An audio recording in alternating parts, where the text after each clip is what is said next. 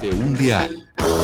A partir de este momento, Óscar Montes, Ana Cristina Restrepo, Hugo Mario Palomar, Valeria Santos, Gonzalo Lázari, Rodrigo Pombo y Camila Zuluaga analizan y debaten el tema del día. El tema del día. Colombia está al aire. Son las 12 del día, 15 minutos, y hoy vamos a hablar en nuestro tema central, después de las noticias del mediodía, de si es posible que en el 2021 Colombia pueda legalizar el aborto, como sucedió en Argentina. Ayer en Argentina se escuchaban estos cánticos de muchas feministas afuera del Congreso de ese país, el movimiento feminista que se reunió, muchas mujeres con un trapo verde precisamente por esa aprobación histórica que se dio en el Senado de ese país.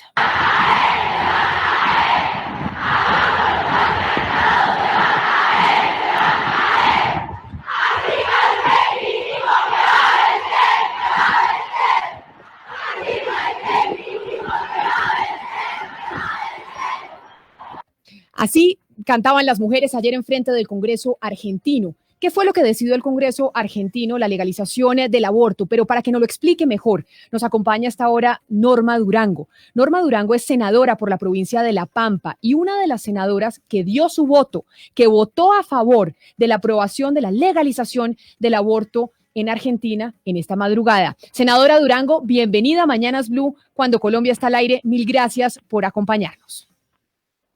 Bueno, buenos días para ustedes, buenas tardes para mí. Efectivamente, yo soy la presidenta de la Banca de la Mujer del Senado de la Nación Argentina y como tal tuve la responsabilidad de conducir el debate del plenario de comisiones, de la Comisión de Salud, de la Comisión de Justicia y de la Comisión de la Banca de la Mujer. Un plenario al que invitamos más de 52 expositores de una y otra postura para que nos explicaran cuáles eran los motivos por los que algunos queríamos que el aborto legal, seguro y gratuito fuera una ley en la Argentina y quienes se negaban a eso. Después de un gran debate durante toda la semana, la ley ya venía con media sanción de diputados. Nosotros tenemos un Congreso bicameral, diputados y senadores. Ayer tuvimos una larga jornada que empezó a las 4 de la tarde y terminó a las 4 y media, 5 de la mañana, en donde expusimos esto que nosotros consideramos es el derecho que tenemos las mujeres a decidir sobre nuestros propios cuerpos, el derecho que tenemos las mujeres a decidir nuestro propio destino, el derecho que tenemos las mujeres a querer o no querer maternar. Entonces, este es un proceso muy largo, no crean que fue una situación que solamente se discutió este año. Hace muchos años, más de entre 15 y 20 años, que se viene discutiendo por el aborto legal, seguro y gratuito en la Argentina, y en el año 2018 tuvimos el mismo debate, pero no nos alcanzaron los votos y lamentablemente no pudimos sancionar la ley, aunque la situación siguió de la misma manera. Senadora. Es decir, las mujeres muriendo por abortos clandestinos. Senadora Durango, América Latina es un continente netamente católico. La mayoría de los habitantes de la América Latina son precisamente de religión católica. El Papa Francisco es argentino y escribió, de hecho, un trino que muchos interpretaron a través de sus redes sociales como un mensaje a lo que estaba pasando en Argentina en el Senado, en donde minutos antes, previo a la aprobación y a la votación de esta legalización del aborto, ¿qué cambió dentro del Congreso argentino para que una discusión que lleva tanto tiempo, que en el 2018 las derrotaron, en este momento hayan salido victoriosas? Bueno, como vos bien decís, una parte muy importante del pueblo argentino es católico. Yo también lo soy, no soy una católica militante, pero inclusive no estoy a favor del aborto, pero sí estoy a favor de la legalización del aborto.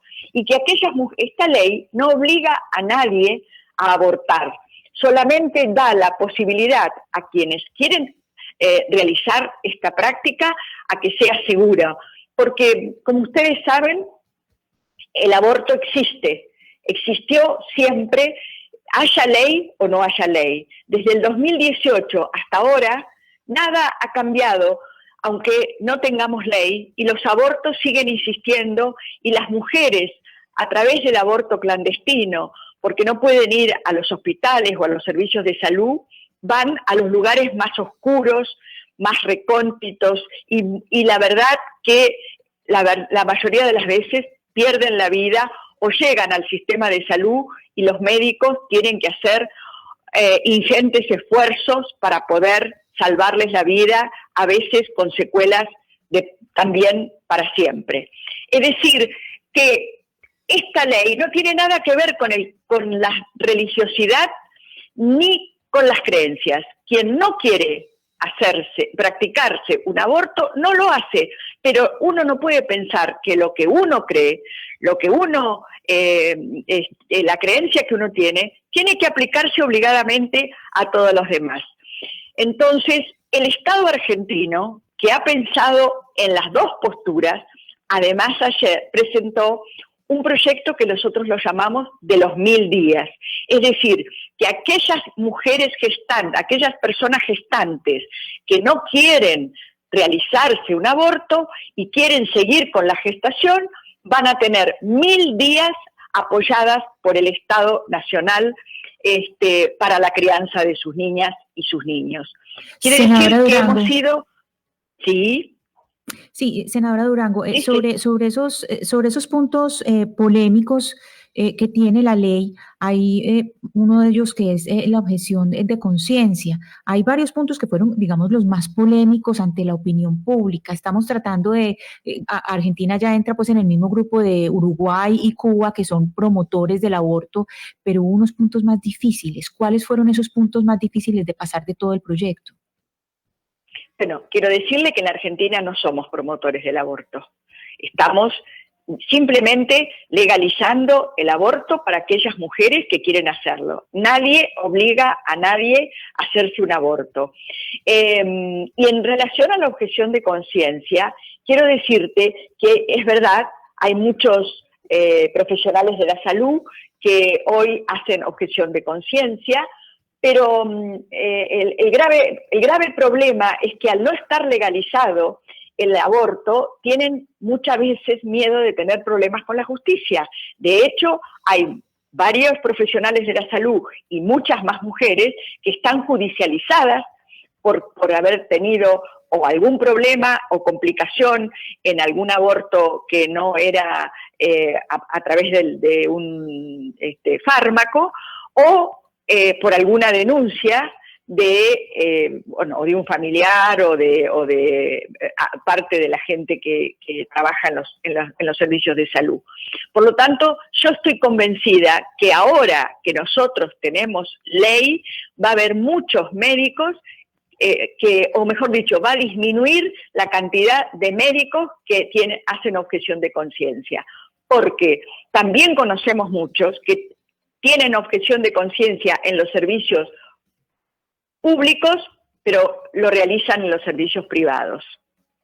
Es un gran negocio el aborto clandestino. Por lo menos en la Argentina lo es, lo sabemos todos. Y esto lo que va a terminar es justamente con ese negocio clandestino que se lleva puesta la vida de las mujeres. Por eso se despenaliza y por eso seguramente, legisladora Durango, usted habla de aborto seguro y legal. Y quiero decirle una cosa, quien le habla desde estas tierras es un conservador y un conservador que acompaña plenamente su causa. Y yo estaría dispuesto a jugármela por los resultados y seguramente estar en las mismas filas, pero no por los argumentos.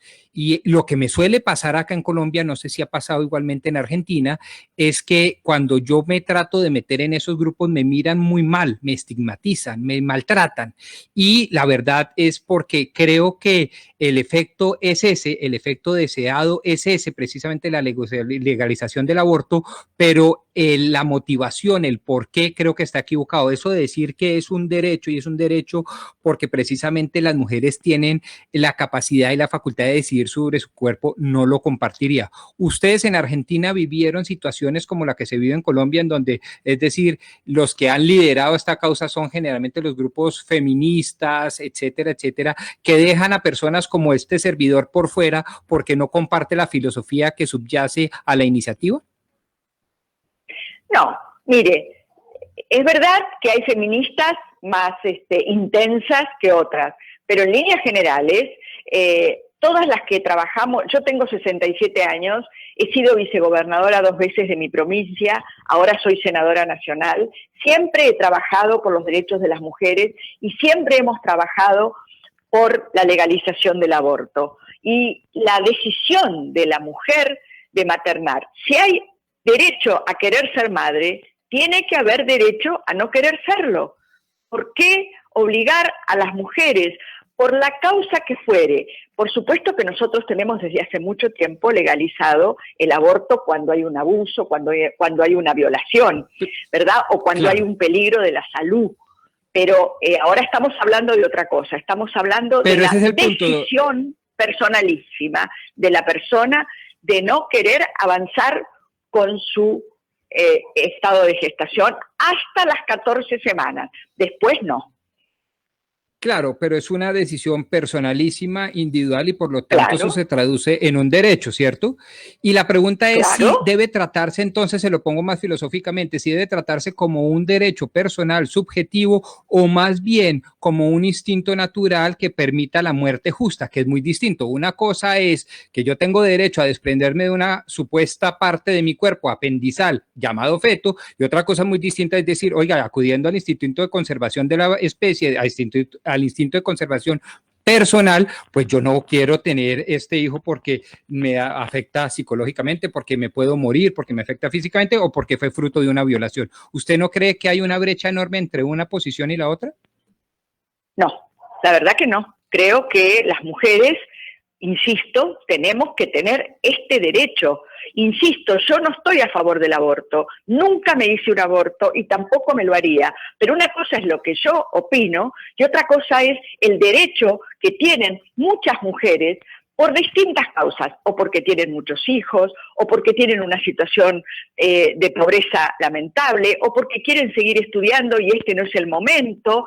En fin, creo que por supuesto que también creo que tiene que haber una educación sexual seria y en esto también tenemos que los argentinos hacer una reformulación en ese sentido, porque la educación sexual integral evidentemente no es todo lo profunda que se necesita. Ayer muchos de los que estaban en contra decían esto, pero cuando se implementó la ley de educación sexual integral, muchos de los que hoy están en contra del aborto tampoco la querían y decían, por ejemplo, con nuestros hijos no se metan, cuando lo que se está haciendo o debería estar haciéndose en las escuelas es educar a las niñas y a los niños para una educación sexual sana. Senadora Durango, de acuerdo con la educación sexual que se debe impartir en las escuelas, ese es un principio que todos compartimos. Pero yo le quiero preguntar por la fijación de la semana 14 para interrumpir el embarazo. ¿Por qué se llegó a esa decisión, a ese tiempo de gestación, la semana 14, cuando evidentemente la semana 14 ya se está hablando de una criatura en todo sentido? Entonces, ¿por qué se llegó a esa decisión de que sean 14 semanas y no antes? Bueno, esta fue una decisión que tomó la Cámara de Diputados, hubo un gran debate entre las 12 y las 14 semanas. Los científicos que fueron a la comisión a explicar dijeron que hasta la semana 14 no era persona, y por lo tanto yo no soy médica ni abogada, pero esto fue aceptado en la Cámara de Diputados y así llegó a la Cámara de Senadores. Yo tengo una pregunta y tal vez una curiosidad sobre el artículo. Yo les quiero preguntar algo a ustedes. Claro, pero ¿Colombia tiene el aborto ya legalizado? nosotros tenemos el aborto legalizado en 3 circunstancias: cuando hay riesgo de muerte de la madre, cuando hay una violación o cuando hay malformación en el feto. Entonces, son los 3 casos en donde está aprobado en nuestro país, pero no hay una legalización total como la que ustedes alcanzaron a aprobar ayer en el Senado argentino. Pero en el 2021, es decir, ya en un día y 12 horas, vamos a empezar en la Corte Constitucional una discusión muy importante sobre ese tema. Claro. Pero ahí me parece importante preguntarle, senadora Durango, sobre el articulado, porque ese artículo 85 que se modificó del Código Penal en Argentina habla no de mujer, como se hablaba antes, sino que ahora habla de persona gestante. ¿Por qué hicieron también esa modificación? ¿Por qué ya no se habla de una mujer que tiene derecho al aborto, sino de una persona gestante? Porque ese fue otro cambio importante que quedó en ese artículo. No es que no se hable de mujer. Ahora nosotros estamos utilizando esta nueva denominación, que es de persona gestante, porque evidentemente son las mujeres las únicas que pueden gestar.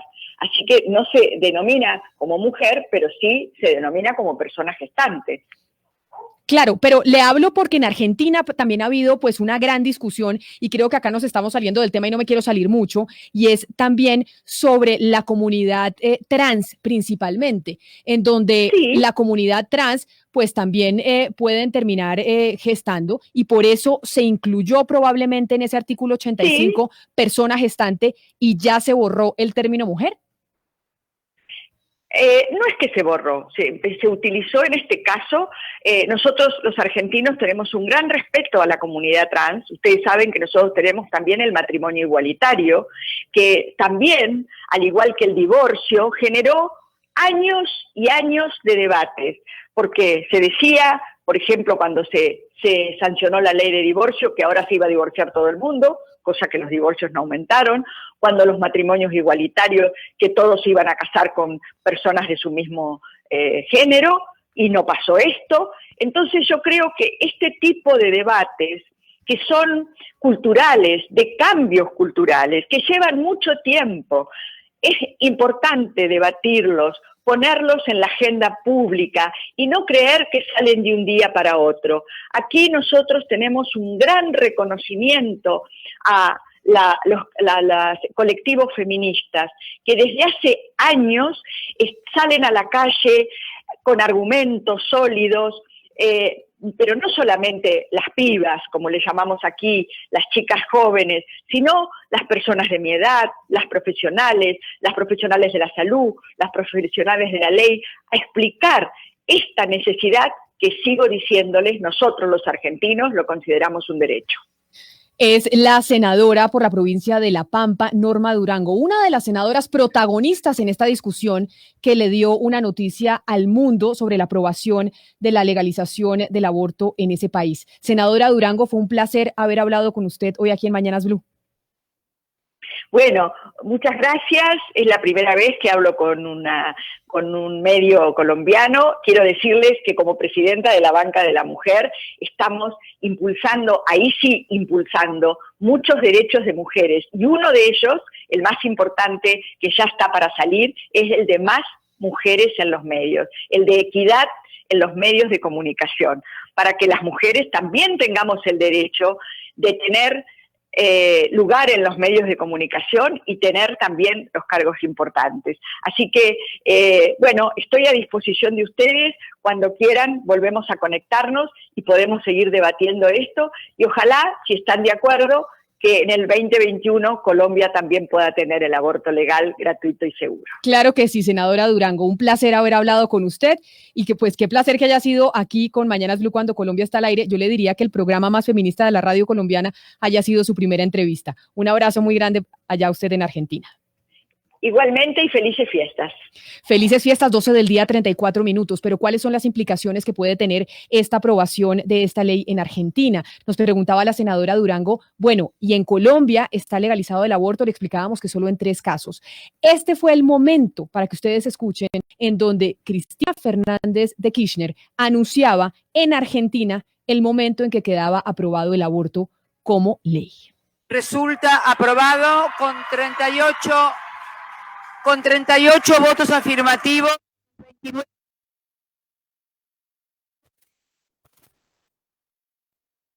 al Poder Ejecutivo. Así se anunciaba ayer entonces esta ley en Argentina. Le preguntamos a los oyentes a través de nuestra cuenta si cree que Colombia debería seguir los pasos de Argentina o no. En este momento han participado 2.287 personas. De esas 2.287 personas que han respondido esta pregunta a través de nuestra cuenta en Twitter, @Zuluaga Camila, dice que sí, el 56.7%, y dice que no, el 43.3%. La respuesta que nos dan los oyentes a través de Twitter a esa pregunta. Pero ahora vengámonos a Colombia. ¿Qué es lo que va a pasar en el 2021 en la Corte Constitucional con este debate? ¿Qué es lo que está pasando jurídicamente? Nos acompaña a esta hora Cristina Rosero. Ella es asesora legal del Centro de Derechos Reproductivos y una de las demandantes e integrante del movimiento Causa Justa aquí en nuestro país. Doctora Rosero, bienvenida a Mañanas Blue. Gracias por acompañarnos. Buenos días, Camila, y qué gusto estar con ustedes hoy. Bueno, ahora vemos lo que pasó en Argentina, pero en Colombia, en la Corte Constitucional, ¿en qué estamos frente a este debate sobre el aborto? Bueno, la demanda del movimiento Causa Justa, que está conformado por 91 organizaciones y más de 134 activistas en todo el país, fue presentada el pasado septiembre y fue admitida ya por la Corte Constitucional el 12 de octubre de este año. Y a partir de ese momento se ha venido dando un debate dentro de la Corte porque se abrió un término para permitir la participación tanto de expertos internacionales como de ciudadanos y ciudadanas que deseaban presentar sus opiniones frente a la propuesta que estamos haciendo como el movimiento Causa Justa. Tuvo una participación bastante importante, más o menos hay más de 100 intervenciones que apoyan los argumentos que se presentaron dentro de la demanda, y esto incluye organizaciones, universidades a nivel internacional, ex relatores de Naciones Unidas como el señor Anand Grover, entre otros, y lo que resta de aquí en adelante es que la Corte Constitucional pueda hacer una evaluación de los argumentos que se han presentado en este proceso y puedan llegar a una decisión aproximadamente para el mes de abril o mayo. Ana Cristina, en Colombia, ¿cómo estamos en este tema? Es decir, en la Corte Constitucional, en temas de cifras, ¿qué podemos decir sobre la discusión del aborto en Colombia? Bueno, como tú lo mencionas, perdón. No, es algo muy sencillo para antes de entrar a la pregunta con la doctora Rosero, y es, según datos de la Fiscalía, Camila, el 97% de las mujeres denunciadas por aborto en Colombia es de mujeres de áreas rurales, y solamente el 3% es de áreas urbanas, y el 30% de estas mujeres son víctimas de violencia intrafamiliar. Le cuento, Camila, que si el día de hoy fuera la votación por una ley para despenalizar el aborto en Colombia, tendríamos así las fuerzas en la Corte Constitucional. Tendríamos 3 a favor del aborto, del de despenalizar completamente el aborto, que sean los magistrados Reyes, Rojas y Linares. Habría otros 3 que preferirían tomar la vía del Congreso, que serían Lizarazo, Ortiz y Fajardo, y habría 3 que parece que son no definitivamente es la magistrada Pardo, no definitivamente es la magistrada Meneses, Paola Meneses, recién nombrada, y está entre que sí que no el magistrado Ibáñez. Así están las cosas en este momento. Y con respecto a esto, precisamente le quería preguntar a la doctora Rosero, porque según los análisis que se hacen con lo que pasó en Argentina, pues se piensa que es negativo que pase un tema tan duro como este, que pasara al Congreso, es decir, que se decidiera en el Congreso y no en la Corte Constitucional. ¿Usted cómo ve esa posibilidad? Bueno, desde hace ya 15 años, desde cuando están establecidos los causales, la Corte Constitucional ha hecho varios exhortos al Congreso para que el Congreso se ocupe de la materia. De hecho, el hecho mismo de que la Corte se haya pronunciado en 2006 viene como resultado de 9 oportunidades en las cuales se intentó poner el tema en el Congreso y no hubo forma de discutirlo. Al final lo que hemos visto es que a través del tiempo el Congreso no ha regulado la materia, no se ha pronunciado frente a este tema, y contrario a lo que constitucionalmente se ha ido presentando mediante la Corte Constitucional, en realidad las únicas iniciativas que se han presentado son más bien buscando un retroceso que realmente desconocería los estándares mínimos de derechos humanos a los cuales el Estado colombiano está obligado. Por lo tanto, por ahora el Congreso no se ve como un espacio en donde las mujeres y los movimientos que defendemos los derechos sexuales y reproductivos podamos tener alguna cabida.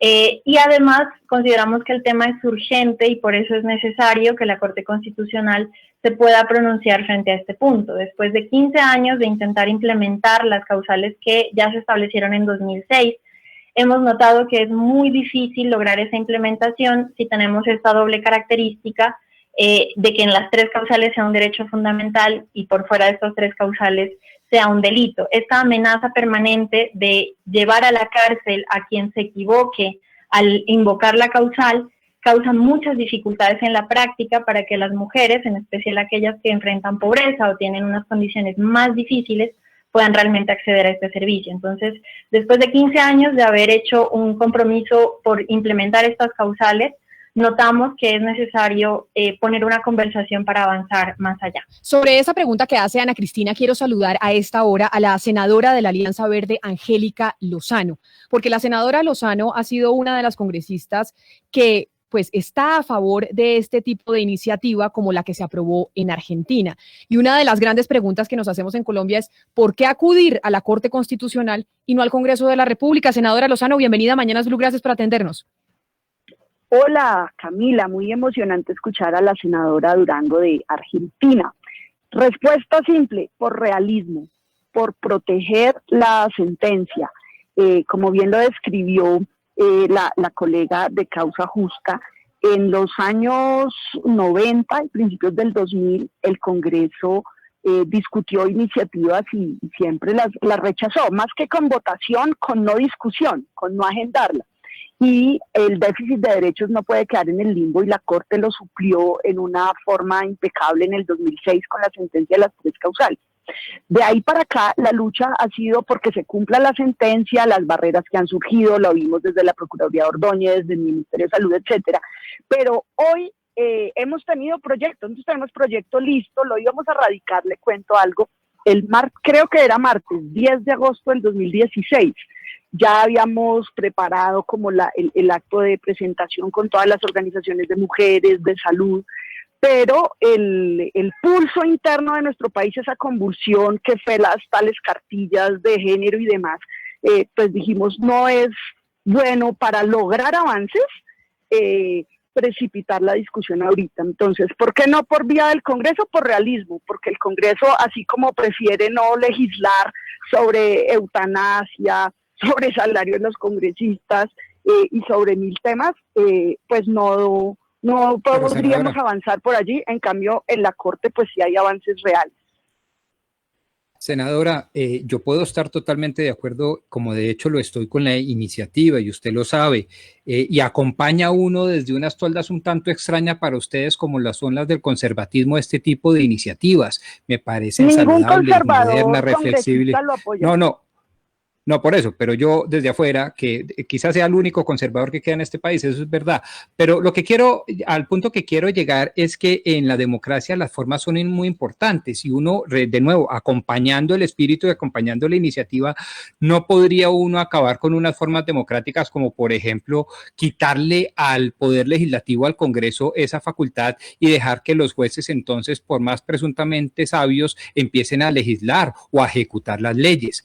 En ese sentido, ¿no cree usted y no creen ustedes, porque también es extensiva a la doctora Cristina Rosero, que en últimas pues estamos entregándole a los jueces un poder epistocrático pues casi que absoluto e ilimitado, porque pues obviamente ya no se abrogan el derecho a sacar las leyes del ordenamiento jurídico, sino a crearlas bajo el pretexto de que el Congreso no legisla, porque es que cuando el Congreso no legisla es una forma de legislar, es decir, me parece que el statu quo está bien. ¿A usted no les parece que eso es entregarle mucho poder a los jueces? El Congreso tiene su competencia intacta y la Corte tiene la competencia intacta. Aquí nadie le está quitando competencia al Congreso. La Corte tiene la facultad y la obligación de garantizar el cumplimiento de nuestro ordenamiento constitucional y en ese sentido tiene la plena competencia y capacidad de emitir las sentencias que considere para garantizar los derechos fundamentales, como el derecho a la vida de las mujeres y tantos otros que es el que ha preservado. Pero el Congreso puede legislar ya, así como la Corte puede sentenciar ya. Son derechos y competencias coexistentes. Ninguna está careciendo de un derecho ni invadiendo a la otra. Yo preferiría, y para mí es muy emocionante ver el proceso de Argentina, que como bien dijo la senadora, esto no empezó hace meses, esta es una lucha de muchos años desde la época de la dictadura y luego ya en democracia en Argentina, así como la lucha en nuestro país. Aquí las organizaciones de mujeres y las feministas que han empezado esta lucha hace 40 años son las que han permitido que hoy estemos en el lugar que estamos de un avance notable y realista, pero con tantas faltas aún por lograr. Esta es una lucha inacabable, pero conclusión, el Congreso puede legislar y la Corte puede sentenciar. Pero senadora Lozano, le quiero preguntar sobre eso precisamente, porque fue que ya la Corte falló y la Corte dijo, es al Congreso al que le corresponde tomar la ley, tomar medidas en este caso y sacar la ley adelante, el Congreso de la República. Eso fue un fallo de la Corte Constitucional. ¿Por qué ahora el Congreso dice no, que sea la Corte la que termine legislando? Yo en eso estoy de acuerdo con el doctor Pombo. Y la otra pregunta, doctora Lozano, es la siguiente. ¿Por qué Argentina sí pudo? ¿Por qué el Congreso de Argentina sí pudo y se dio la pela, como se dice vulgarmente, y sacó adelante una ley, y el Congreso de Colombia no ha podido? Y muchas veces los que son están de acuerdo con este tipo de iniciativas se descargan en que es que la mayoría no quiere. ¿Qué es lo que pasa exactamente en ese caso, doctora Lozano? No, repito, el Congreso tiene el deber intacto de legislar y la Corte el deber intacto de sentenciar. Aquí la Corte no está invadiendo ninguna esfera. La respuesta que le doy a Camila y a ustedes es completamente sincera. El Congreso de Colombia pues tiene una presencia ultraconservadora. Hace 15 años teníamos el 35% del Congreso paramilitar, criminal, probado. Esto no es una opinión, esto es con base en sentencias judiciales. Y eso implica una lógica de poder y de los intereses que protegen, y pues esa es la realidad de nuestro Congreso, y hoy no están los votos. Le mentiría yo si le digo, no, esto aquí preséntelo y se pasa. Y aquí damos las discusiones. En el periodo pasado, recordarán, se dio un debate extemporáneo, es decir, no tenía los plazos legales para que se diera el debate, cuando el entonces fiscal Montealegre, que después de cometer un atropello y un abuso con una figura pública como la actriz Carolina Sabino, entonces dijo, no, pues limpiemos pues aquí el nombre, sacando de la manga un proyecto de legalización en las 28 semanas, es decir, el doble de lo que acaba de aprobar Argentina, que solo está vigente algo similar en Inglaterra. En Inglaterra son 26 semanas. Entonces aquí por lo que luchamos es por los derechos, la garantía plena de los derechos de las mujeres y de todos los colombianos. Este es un tema de salud pública. En Colombia hay unos 400.000 abortos al año clandestinos. ¿Quiénes son las que recurren al aborto clandestino? Cualquier mujer, pero ¿dónde están las complicaciones de salud que generan muerte? Que las mujeres mueren en un aborto clandestino inseguro, insalubre, y quedan además unas 132.000 mujeres al año quedan con lesiones físicas, y muchísimas de ellas permanentes para la vida entera, lesiones que luego pues son tratadas en el sistema de salud, que puede costar unos 40.000 millones de pesos. Pero hay un dato que dice mucho, y es que solamente entre el 1% y el 9% de las interrupciones voluntarias del embarazo en Colombia se llevan a cabo dentro del sistema de salud. O sea que estamos hablando de una brutalidad. O sea, lo que se hace clandestinamente es una cifra absolutamente brutal. Y yo quería que la doctora Rosero nos explicara un poco cuáles son esas barreras que enfrentan las mujeres. Pues está aprobado, está despenalizado en 3 casos, pero para que solamente entre el 1 y el 9% estén logrando llegar al sistema de salud es porque hay unas barreras verdaderamente fuertes, y además hay 3 demandas, no solamente causa justa, en la Corte Constitucional. ¿Cuáles son esas barreras esencialmente? Gracias, Ana Cristina. Existen muchísimas y cada vez son más claras, en especial en las mujeres que tienen unas condiciones de vida más difíciles. existe muy grave desinformación. Pocos prestadores del servicio y pocas mujeres saben que tienen este derecho. Existen muchos casos en los cuales, a pesar de que se está cumpliendo con los requisitos, se ponen requisitos adicionales. Muchas de estas barreras tienen que ver con creencias personales de los profesionales de la salud que si no están de acuerdo no necesariamente cumplen con las reglas que ya están claras para ejercer la objeción de conciencia y, por ejemplo, no proveen la información o no remiten a otro profesional de manera inmediata para que pueda proveer el procedimiento. Hay muchos otros casos en los que no solamente se limita a negar el servicio, también incurren en malos tratos, en desprecio, en comentarios displicentes o incluso en malas prácticas contra las mujeres, en cierto modo para penalizarlas por haber tomado este tipo de decisiones. Y toda esta serie de barreras que son muy graves, en especial en las zonas rurales, nos han mostrado precisamente que esto es un asunto de derechos humanos. Las causales no están logrando superar esas barreras de las diferencias socioeconómicas entre las mujeres pudientes y las mujeres más adineradas y las mujeres que tienen más educación o viven en zonas urbanas, versus aquellas otras mujeres que pueden enfrentar condiciones de pobreza y se encuentran en zonas alejadas donde el sistema de salud no está disponible. Entonces, lo que hemos notado es que la implementación se ha hecho tan difícil porque el delito sigue en el Código Penal y esto hace que para las mujeres más vulnerables el aborto sea prácticamente inalcanzable. Y este tipo de diferencias son las que queremos eliminar. Precisamente por eso sabemos que en esto sí tiene competencia la Corte Constitucional, porque esto tiene que ver con derechos fundamentales. Y estamos presentando razones que sustentan con holgura que esto es un asunto constitucional y por lo tanto la Corte se puede pronunciar. Varios de los pronunciamientos, de hecho, que se presentaron en esta etapa de intervenciones defienden el hecho de que la Corte Constitucional puede pronunciarse sobre este asunto.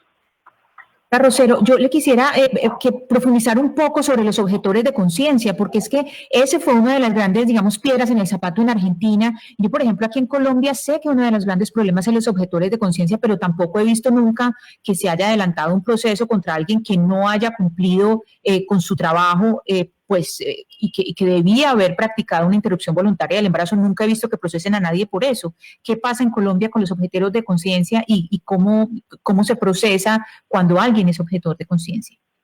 Ese es un punto muy importante. La Corte Constitucional dejó muy claro que la objeción de conciencia solo se puede ejercer de manera personal por la persona que provee el servicio y que solamente se puede realizar remitiendo a otro profesional de manera expedita para que este otro profesional pueda realizar el procedimiento. En la práctica lo que hemos visto es que estas reglas no se están cumpliendo. En muchos casos no se remite a otro profesional, en muchos casos no se provee la información, en muchos casos se incurren objeciones que son colectivas o institucionales que en Colombia están prohibidas. Y lo que nos ha llamado la atención es que además el sistema de vigilancia no necesariamente contribuye a eliminar este tipo de barreras, porque en últimas una objeción de conciencia que no está ejercida de acuerdo a cómo está legalmente, pues en realidad se convierte en una negación de servicio y en un desconocimiento de los deberes de los prestadores de salud. En toda la historia de estos casi 15 años, 14 años de implementación, sabemos que han existido más de 300 quejas ante la Superintendencia, por ejemplo, de Salud, y apenas se han establecido 3 sanciones, más allá de que estas barreras siguen siendo pan de cada día. Entonces, además de que tenemos unas barreras de por sí que se están presentando, el sistema de vigilancia y control no es suficientemente efectivo para que las mujeres puedan superar esas barreras y puedan llegar a obtener el procedimiento cuando es su derecho desde hace ya 14 años. Entonces, ese es otro punto en el que también hemos mostrado cómo la inacción del Estado está haciendo imposible hacer posible estos derechos que ya están reconocidos. Entonces, al final, el efecto que tienen estas barreras sumadas a esta falta de vigilancia y control es que este derecho se vuelva de papel. Y es urgente para nosotras que esto no sea de papel, sino que se cumpla en la realidad para prevenir las muertes que se provocan por los abortos en condiciones inseguras. Hay un oyente que nos dice en el 301-764-4108, el oyente se llama Manuel, y quizá con esta pregunta quiero terminar con las dos. Y nos dice Manuel que el Congreso colombiano ha sido muy tibio cuando de temas polémicos se trata, que esperamos a ver qué pasa en el 2021 y que al menos haya un intento. Pero como ya lo hemos hablado, En el 2021, pues la Corte Constitucional va a discutir sobre esta demanda que presenta causa justa. Y yo le hago esa consulta y esa pregunta a usted, doctora Angélica Lozano. ¿Usted cree y es optimista de que el aborto, la Corte Constitucional, el otro año lo va a despenalizar en su totalidad? Sí, Camila, yo confío en la Corte. Igual siempre, ¿no? Si en contra, pues igual siempre respetaré la Corte, pero creo buen panorama porque lo que abundan son los datos y la realidad. Este delito es absurdo. 6.000 casos por el delito de aborto cursan en nuestro país, o han cursado mejor en los últimos 15 años, contra mujeres casi siempre pobres, jóvenes y rurales. No es aquí en Bogotá ni contra mujeres con privilegios como usted o como yo, sino es en Chocó, en el área rural, a las mujeres más jóvenes, menores de edad.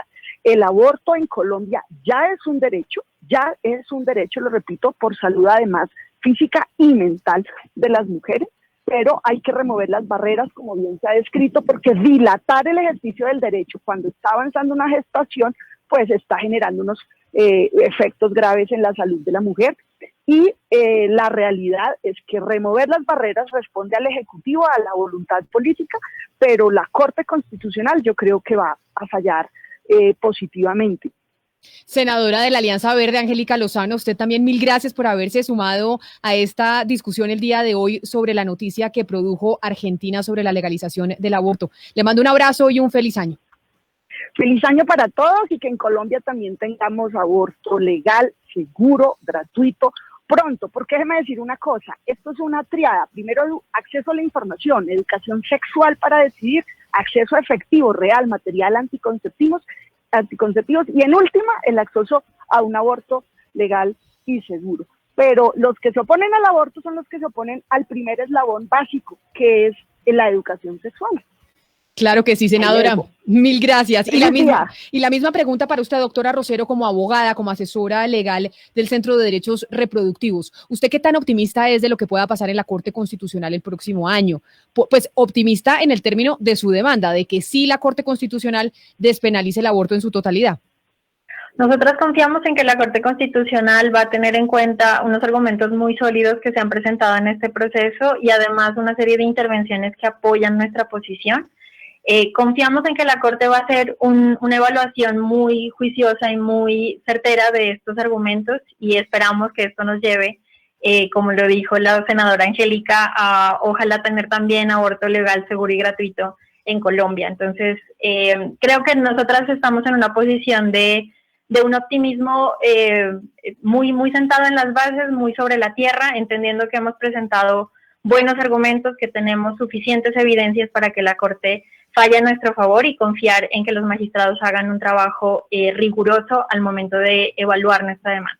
Doctora Cristina Rosero, mil gracias y feliz año para usted también. Mil gracias para ustedes y un feliz año para todos.